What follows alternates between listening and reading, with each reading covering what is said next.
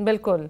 तो ऐसे में रजत पंचेटा जी, क्या अपनी स्थिति किस तरह से आप देख रहे हैं? 1 से 5 सीटें जो एक्सिस माई इंडिया का पोल आया है, 1 से 5 सीटें आपके खाते में। उधर जेजेपी तो नील दिख रही है, लेकिन हाँ थोड़ी बहुत बढ़त आपको दिख रही है। लेकिन किंग मेकर हालांकि अभय चौटाला तो फिर से 35 से 40 सीटें मिलने का दावा कल करते नजर आए थे।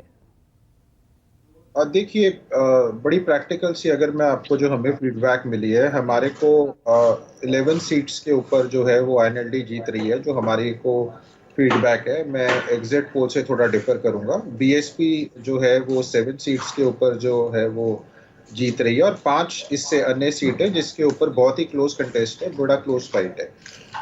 अभी उसके बाद अभी शीतल जी जो बात कर रहे थे, मैं बिल्कुल लोकसभा वाली बात भी, और वरुण जी ने जो पहले वरुण जी ने बात करी कि कांग्रेस अगर जीत रही होती, तो कांग्रेस जीत रही होती तो लोकसभा में कांग्रेस जैसे 10 साल की एंटी इनकम्बेंसी जब कांग्रेस का राज था, तब कांग्रेस लोकसभा में मात्र 1 सीट बचाने में कामयाब हुई थी अपनी, रोहतक की। बाकी कांग्रेस 9 सीटें हार गई। तो उस वक्त हम मोदी लहर में भी हम 2 सीट लोकसभा की हमने जीतने का काम किया था। अगर अब कांग्रेस की लहर होती तो लोकसभा की 10 सीटें जीतनी चाहिए थी कांग्रेस को। तो ये बिल्कुल, मैं इनकी वरुण जी ने एक और बात की, उससे मैं बिल्कुल सहमत हूँ कि ये तो जनता को इतना परेशान कर दिया, या मोदी जी का अहंकार की जी कह लीजिए, काले कानून कह लीजिए, या रेसलर्स वाला इशू था, हरियाणा में एक महिला कोच वाला इशू था, किसानों का मुआवजा है, आय दुगनी है, बेरोजगारी है, पढ़े लिखे बेरोजगार रहना बहुत ज्यादा है। आज तक इनके 2 लाख जो है वो पक्की भर्तियों के पद जो है वो खाली पड़े हैं, बच्चों को इजराइल भेज रहे हैं। इतनी बेरोजगारी के बाद भी किसी ने मांगा नहीं। अग्निवीर के साथ साथ यहाँ एक कौशल रोजगार भी है जिसमें कोई रिजर्वेशन नहीं है, जिसमें कोई मेरिट नहीं है, अपने जिसको चाहा उसको लगा दिया। पक्की भर्ती की मांग करते थे, लेकिन उन्होंने सारी ठेका नहीं, प्रथा मुद्दे को। ठीक है, मुद्दे एक तरफ है, लेकिन आपके जो दावे थे ना, जो हमें समर्थन देगा वो सरकार में आएगा। आप तो ये दावा कर रहे थे ना रजत जी, लगातार मेरी अगर आपसे बातचीत तो चर्चा होती रही है इस पर।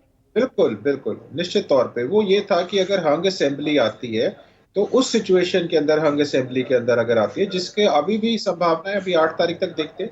लेकिन हाँ, मैं एग्जिट पोल से भी डिफर नहीं कर रहा, लेकिन हंग असेंबली की भी बहुत प्रबल संभावना है, क्योंकि लोकसभा में भाजपा 5 सीटें और विधानसभा की 41 सीटों के ऊपर जीतने का काम किया भाजपा ने।